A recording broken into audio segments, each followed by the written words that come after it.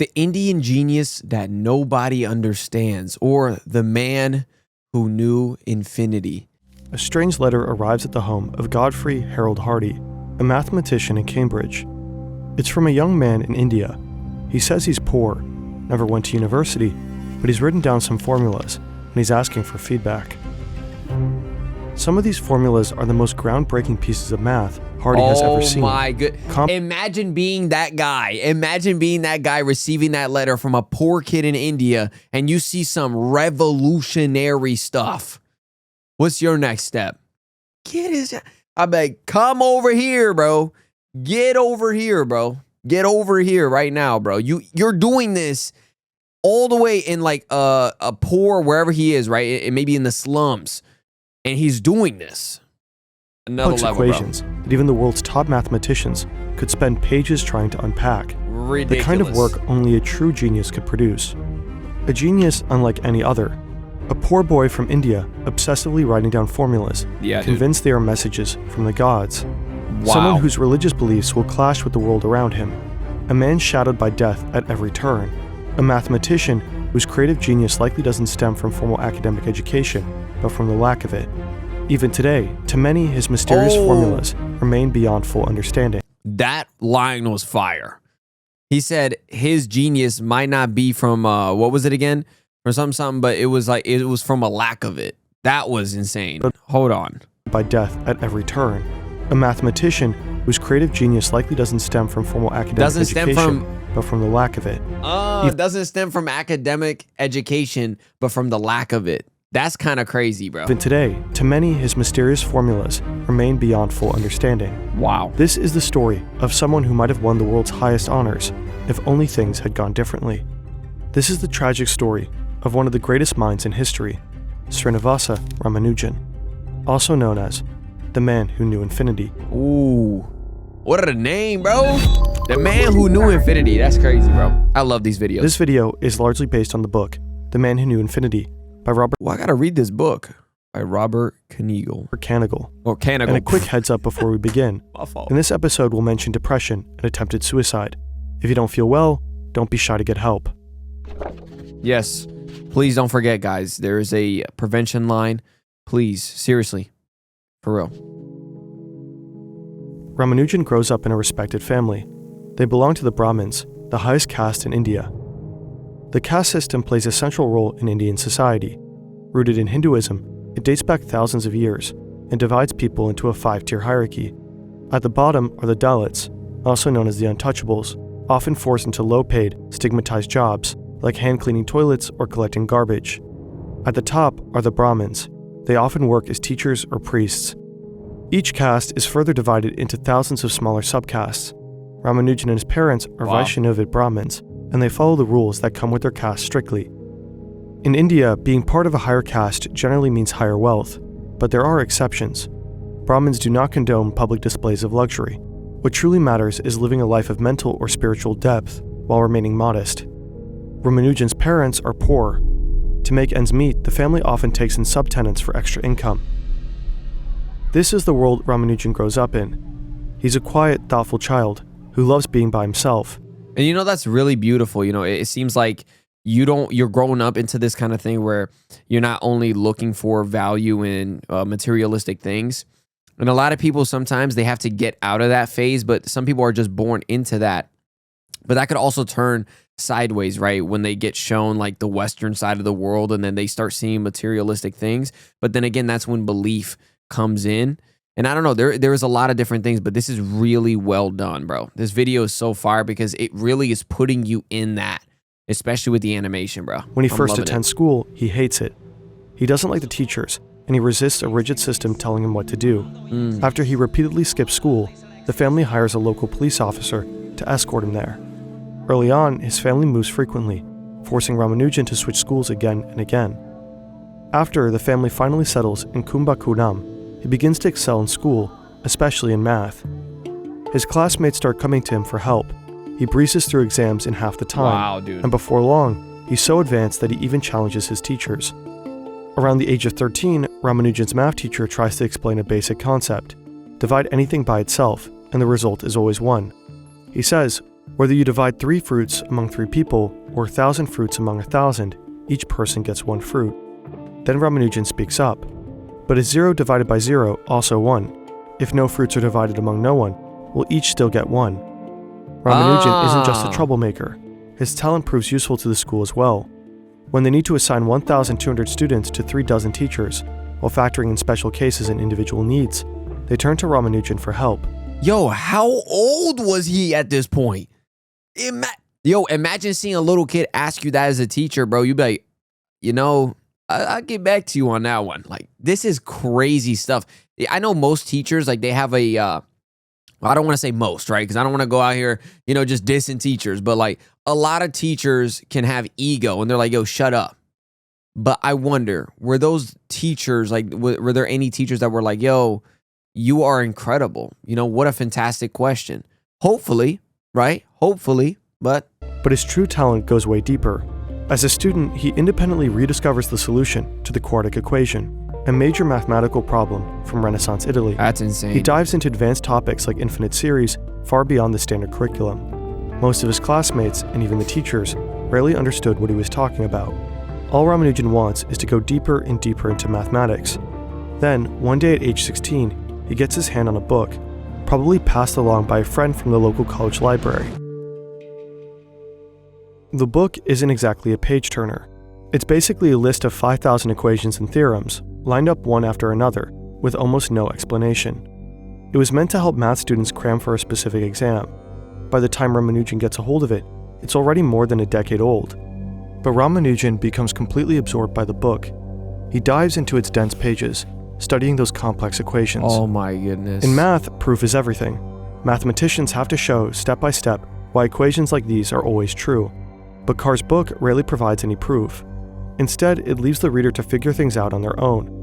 For Ramanujan, every equation in this book is like a puzzle, begging to be solved. Yes, He tackles them using his own methods, far from anything you'd find in academia. Yo, I was actually going to say too, most people who are this genius or this level of genius, you see things in a completely different way. And he probably in his head looking at that page isn't like anybody else, right? You look at that page, you're like, bro, I don't speak this language, bro. You know what I mean? But he looks at that page and he probably sees like these things start floating and connecting dots. Like he probably sees it in a puzzle format, bro. Took the words right out of my brain.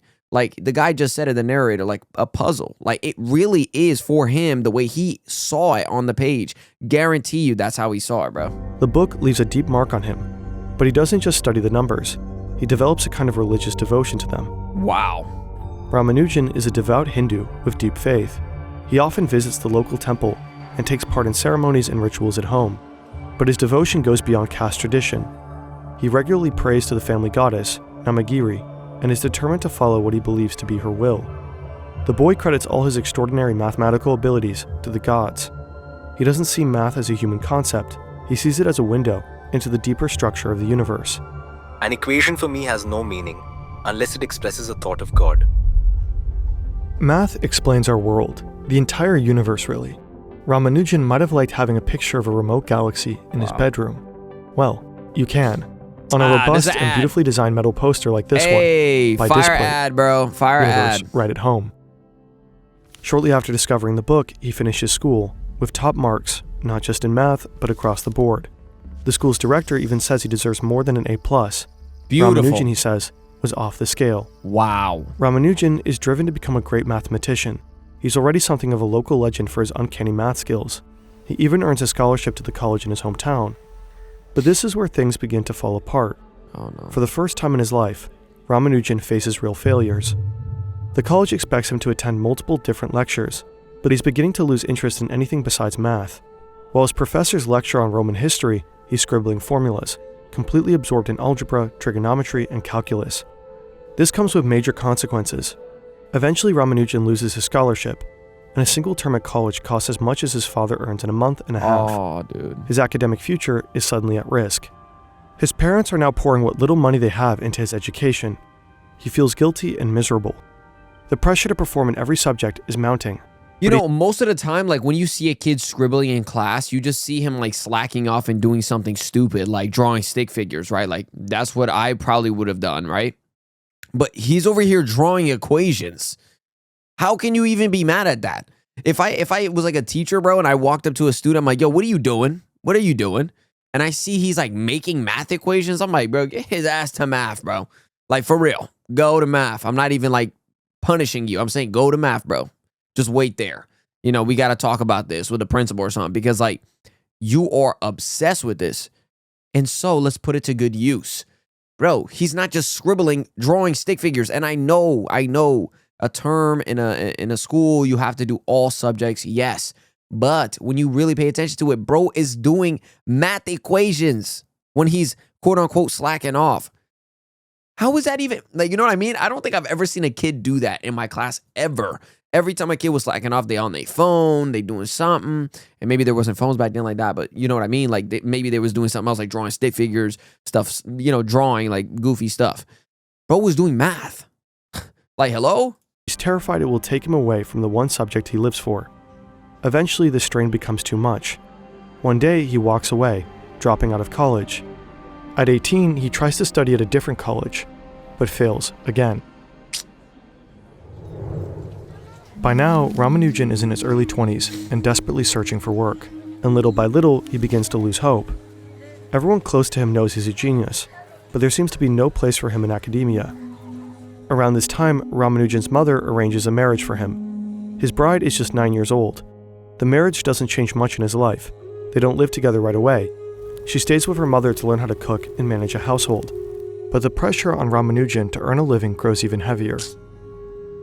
Day after day, he works in solitude, driven by ideas no one around him fully understands. And wherever he goes, he keeps some things close. Personal notebooks, worn from use, packed cover to cover with equations and theorems. 3 of those notebooks survive, though he likely had more. The first known one is written in green ink, packed with things like hypergeometric series and continued fractions. It's organized into chapters by topic, with theorems neatly numbered. Ramanujan likely edited it, tidying up the rough sketches from an earlier version. But over time, that order begins to fray. When he runs out of space, he scribbles calculations on the backs of pages, using them for scratch work. For Ramanujan, his notebooks are a vast collection of his discoveries, and he knows that these notebooks will be his ticket to a job related to math. He presents them to influential people who might be able to help. And eventually, it works. Someone from the newly founded Indian Mathematical Society in Pune sees his potential and believes in his remarkable talent. Ah, yes, dude. They agree to support him, allowing Ramanujan to focus entirely on mathematics. And it doesn't take long for Ramanujan to publish his first paper in the Society's journal. It's a piece on Bernoulli numbers, a sequence of numbers that shows up in an analysis. It reveals his talent when dealing with infinite sums. But still, no one truly understands his brilliance. And the modest salary from the Society isn't enough. He still has to work as a clerk at the port in Madras just to make ends meet. So those close to Ramanujan urge him again and again to contact mathematicians in the West. If no one in India could support him, maybe they would. He starts writing letters, but nothing comes of it. That's genius, though. Then, finally, he writes to Godfrey Harold Hardy, a rising mathematician and fellow at Trinity College, Cambridge. Here it is. At this time, Cambridge is regarded as the center of mathematics in England. Hardy is just 35, but already highly respected in the field. For both Hardy and Ramanujan, this letter changes everything.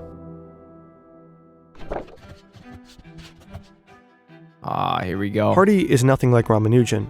Though he shares a deep passion for mathematics, he doesn't believe in God. He's outspoken and never shy about sharing his opinions, especially when it comes to other mathematicians and their work. Hardy is full of contradictions, strict and serious, but also kind and generous. He claims not to care about untalented students, yet he never lets any of them fail. There are plenty of things Hardy reportedly hates: the English climate, watches, and politicians among them. Yo, the English climate, that's actually funny. I mean, hey, it's always raining, bruh, and I like how they added that in the back. But he also has his loves: cats, crossword puzzles, and most of all, cricket. He doesn't just enjoy the sport, he adores it. He plays it, watches it, and studies it. Perfect. Didn't India just win the cricket, like, World Cup thingy or something? Hey, there you go. Perfect. Along with its champions. At times, he's even seen running around the Fellows Garden but not back at Trinity, then, though, right? cricket bat in hand, frantically searching for his gloves just before a match begins. And of course, Hardy is a gifted mathematician, widely regarded as one of the most influential British mathematicians of the 20th century.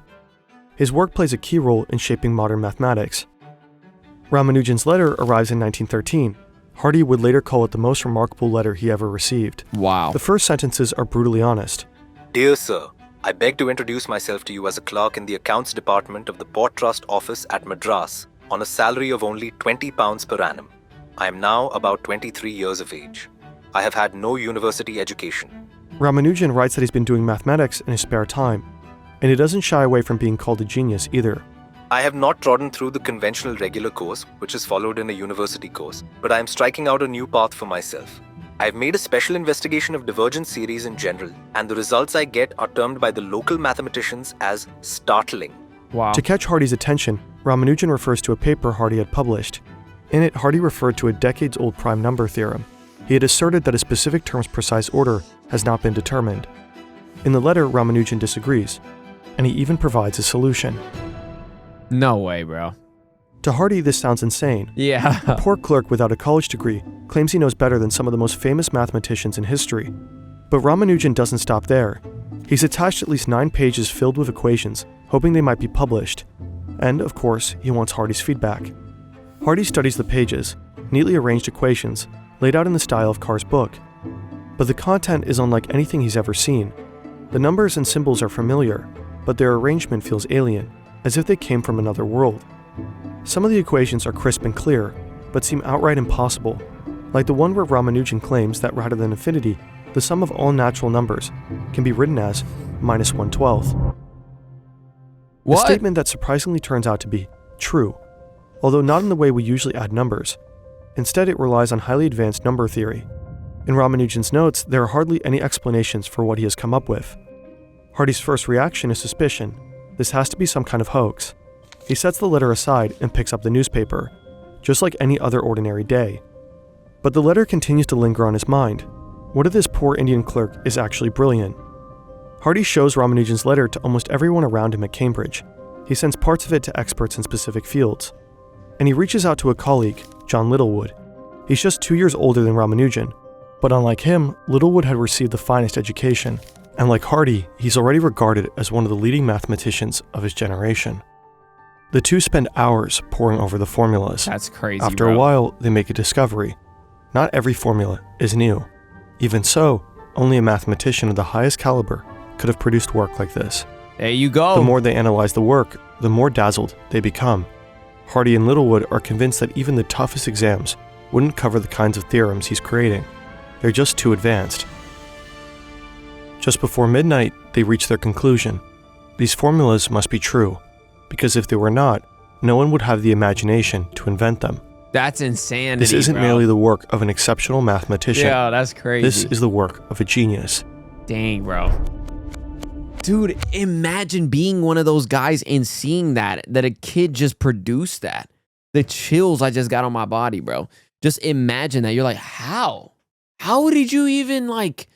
It's literally something that is ingrained in your brain. I'm pretty sure. Do you guys believe that is something that you can be born with? I kind of am starting to believe that because he wasn't even given that kind of education. He just felt it in his soul. He felt it. That's another thing too. Like, do you guys believe in like people just having that certain innate trait that they are just magnetized to?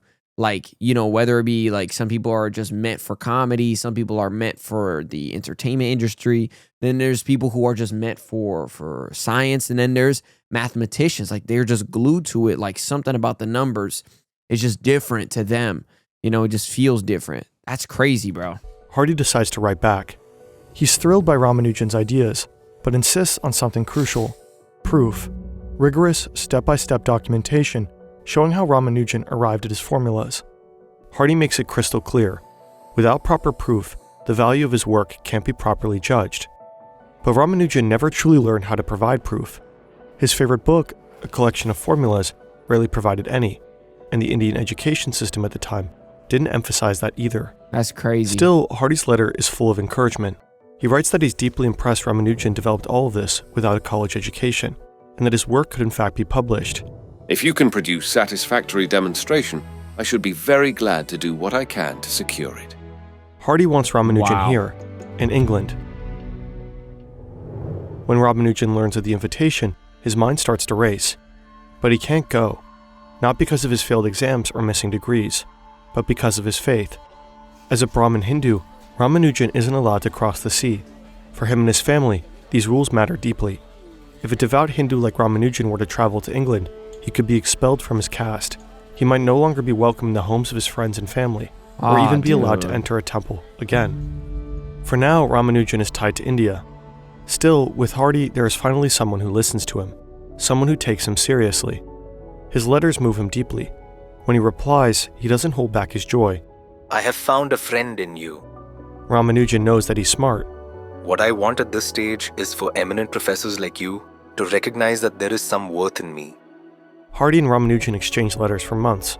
Ramanujan tries to include proofs for some of his theorems, but they're often incomplete. Hardy remains determined to bring him to Cambridge, to nurture his talent, and to finally talk in person about his extraordinary formulas. Yo, that's kind of like bittersweet. That's so sad, bro. Imagine, right? And I'm over here under the impression that he probably won't end up going. Maybe he can come to him. They're in India, right? Maybe that's allowed. I don't know. Bro.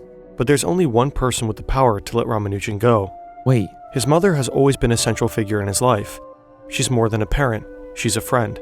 They enjoy each other's company. They understand each other. And for her, living by the rules of the Brahmin caste is essential. She's firmly against the idea of her son crossing the ocean. And for Ramanujan, her disapproval carries real weight. But one night, Ramanujan's mother has a dream. In it, she sees her son surrounded by Europeans. She hears the voice of the goddess Namagiri, their family deity. The goddess tells her not to stand in the way of her son's destiny, not to block the path to the purpose he was born to fulfill. Yo, wait. The dream leaves a deep impression on Ramanujan's mother.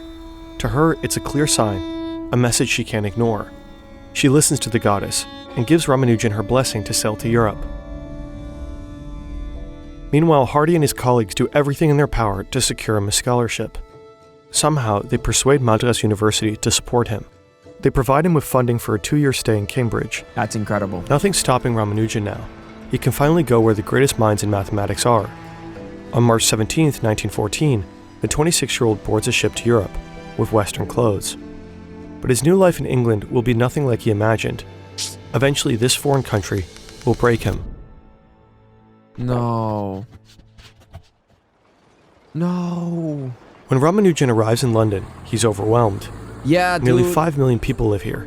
10 How could I forget about that? You're so used to a caste system on top of that with one belief and you're set in your ways to a completely different atmosphere and a completely different system, completely different people and completely different actions. Like what's that called? What is it called again? It's there's a word for it, like your culture shock, right? But this is like tenfold of a culture shock. This is like a different world, a different universe, completely. times more than in Madras.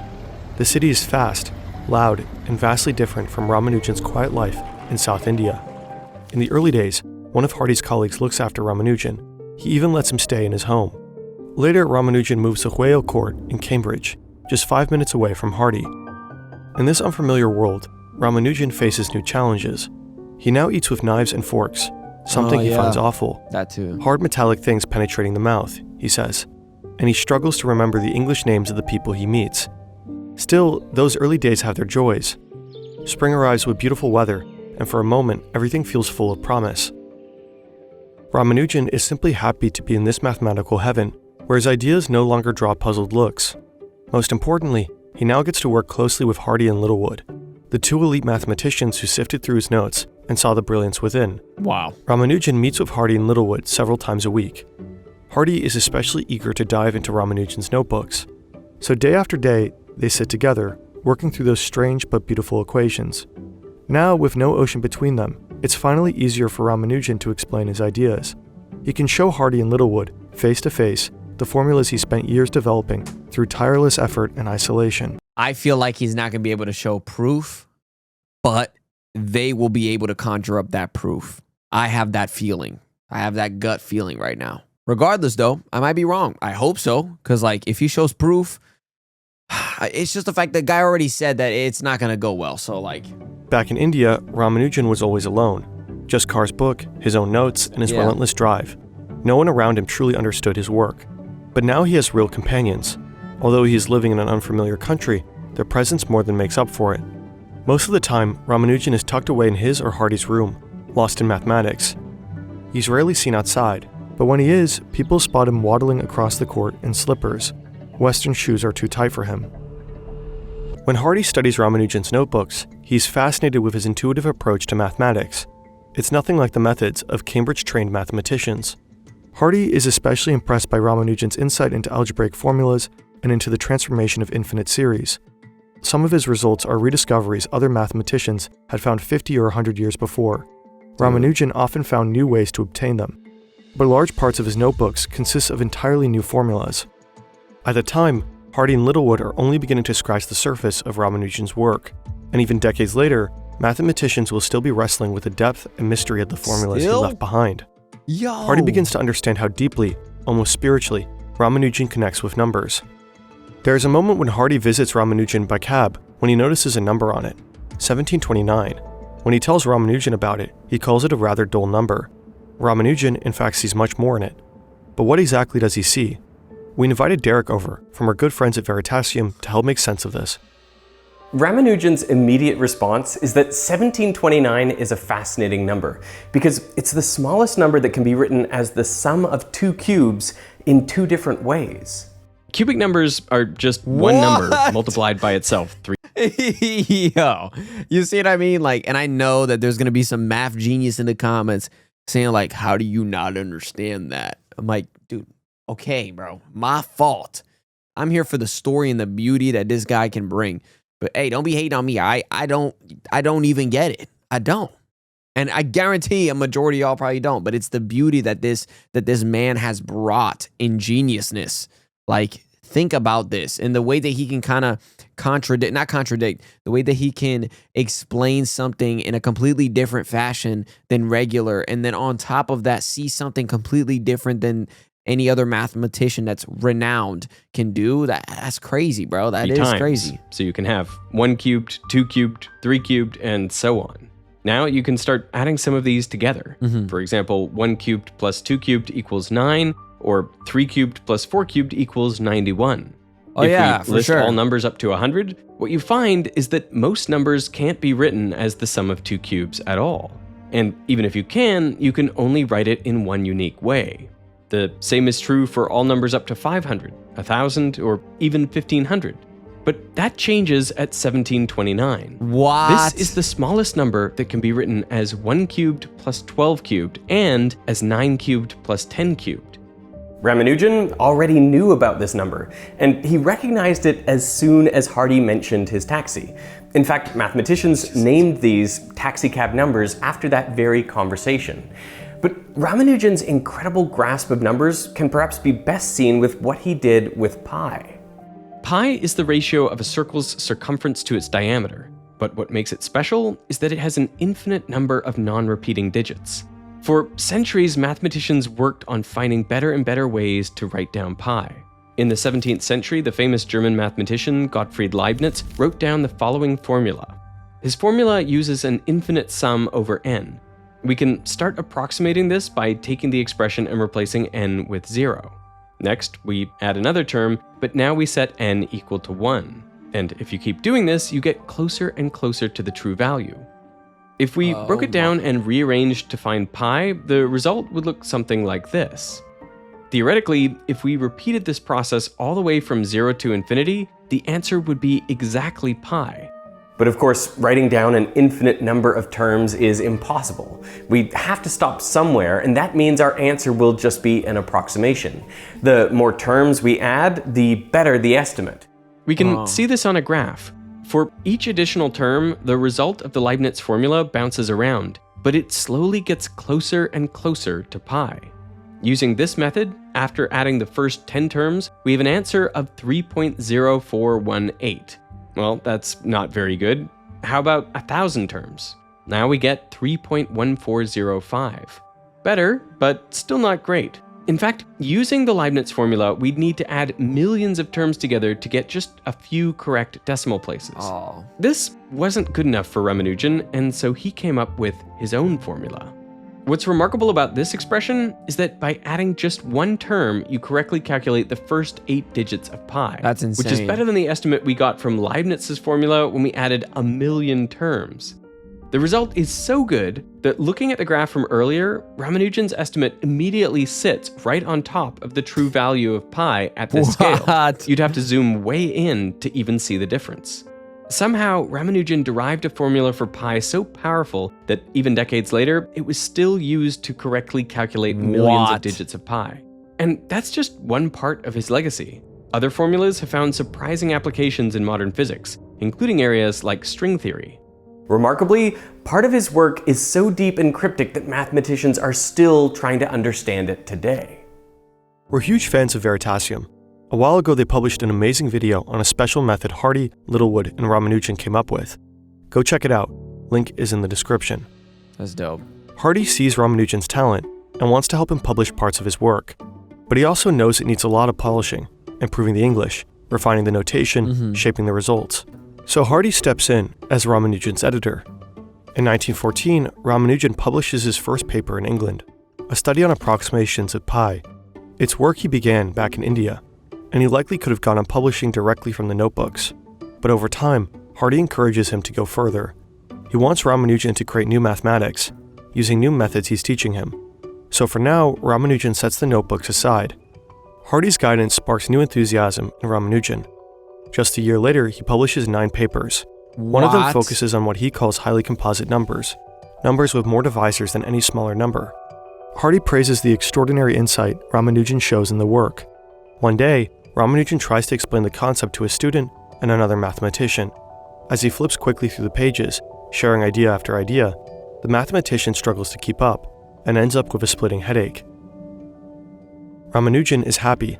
His scholarship pays well, nearly 4 times the annual salary of an English industrial worker at the time, and he has something just as valuable as the money, the freedom to focus entirely on his mathematics. And that's incredible. By the way, the splitting headache part, that was like, I can only imagine. I mean, if you have such a genius who's just going through the page, oh yeah, and then this is what it means, and then also if you add the sum of pi with the sum of this, and all that, and then just doing it so quick that not even other mathematicians can keep up, there's a beauty in that, bro. There's a passion, obviously, clearly in that. There's a way that he sees it than anyone else can. Incredible. Ramanujan goes on to publish one remarkable paper after another, with Hardy helping to polish the proofs and sharpen the presentation. Awesome. They even collaborate on projects. But at the same time, life is growing more difficult for Ramanujan.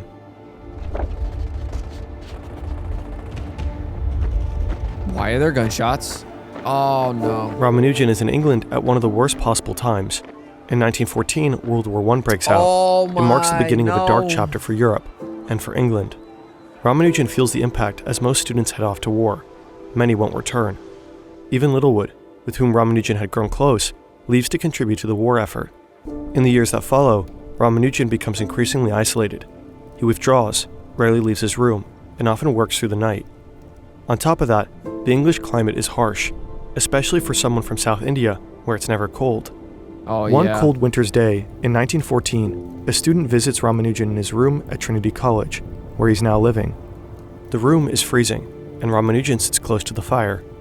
He tells his visitor it's been so cold, he's had to sleep in his overcoat, wrapped in a scarf. Concerned, the student checks to see if Ramanujan has enough blankets. He finds them neatly folded and tucked away in the bed. And then it hits him. Ramanujan doesn't know how to use them. When the student shows him how, Ramanujan... Oh my gosh. Yo. Okay, that's insane, bro. The fact that it's like one of those things you overlook. Like, I completely even overlooked that. Like, wait, he might not even know how to use a blanket. Wow. Wrapped in a scarf. Concerned, the student checks to see if Ramanujan has enough blankets. He finds them neatly folded and tucked away in the bed. And then it hits him. Ramanujan doesn't know how to use them. When the student shows him how, Ramanujan is deeply grateful. The war makes it harder for Ramanujan to follow his caste rules around food. Before leaving India, he had promised his mother to stick to them, only vegetarian meals, prepared and eaten in the presence of Brahmins. So Ramanujan mostly cooks for himself, simple things like rice, yogurt, and fruit. But as the war drags on, ingredients become scarce, prices increase. Eventually, he survives on little more than rice with salt and lemon juice. Without proper nutrition, his health begins to deteriorate. Through these difficult years, Ramanujan's relationship with Hardy becomes his anchor. Hardy turns into the best friend Ramanujan ever had, and seeing his immense potential, Hardy pushes him, hard. He wants Ramanujan to go further, to reach the full limits of his genius. Ramanujan in turn becomes addicted to Hardy's praise. He wants to live up to it, to prove himself worthy. But that pressure only deepens the strain. Unlike back home, there's no one here to remind him to rest, no one to cook while he works, no one to comfort him as his isolation and suffering grow. His passion for mathematics, and even his bond with Hardy, can't fill those gaps. By 1917, Ramanujan becomes seriously ill. It's never clear what exactly he suffered from. Some say tuberculosis, others suspect it's an intestinal disease. Probably the missing nutrients were taking their toll. When Hardy learns of this, he writes a letter to the university in Madras, stating that Ramanujan is suffering from an incurable disease. Ramanujan is sent to a nursing home, but even while sick, he isn't an easy patient. He stays picky about food, constantly complains about his aching body, and doesn't believe in medicine. Even Hardy admits, "It is very difficult to get him to take proper care of himself."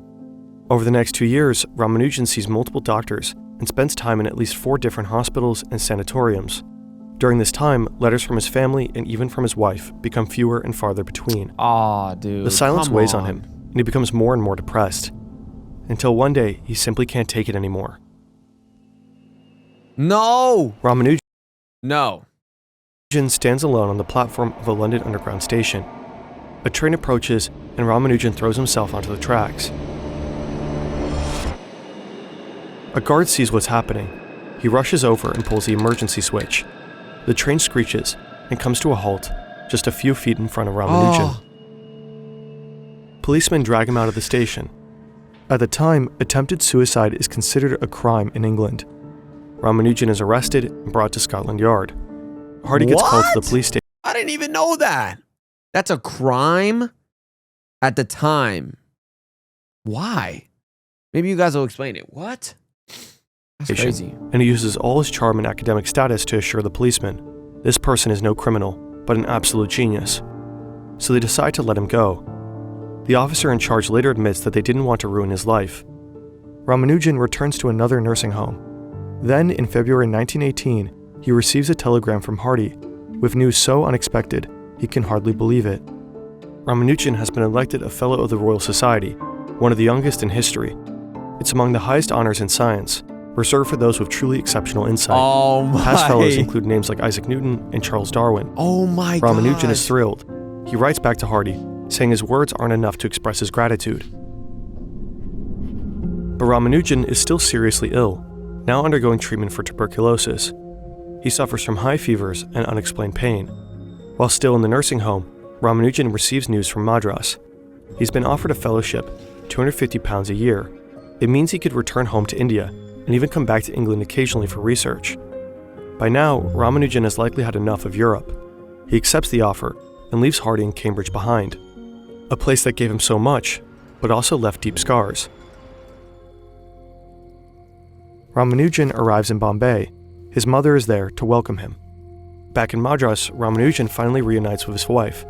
She'd been 13 when he left. Now she is 18. When the secretary of the Indian Mathematical Society sees Ramanujan in Madras, he is shocked. He looks awful, he lost weight, and his character changed. He isn't cheerful and affectionate anymore, but depressed and cold. Doctors advise Ramanujan to move somewhere cooler to support his recovery. So he relocates to a town near his birthplace, and later returns to the place where he spent most of his youth, Kumbakonam. This time, his wife is with him. Doctors visit him, examine him, treat him, but his health continues to decline. Through it all, he never stops doing math. In January 1920, Ramanujan writes to Hardy one last time. He shares what he calls a new invention, Mach theta functions, and includes examples. These functions are extraordinary, mysterious, and for decades, no one will fully understand them. They would become his final legacy.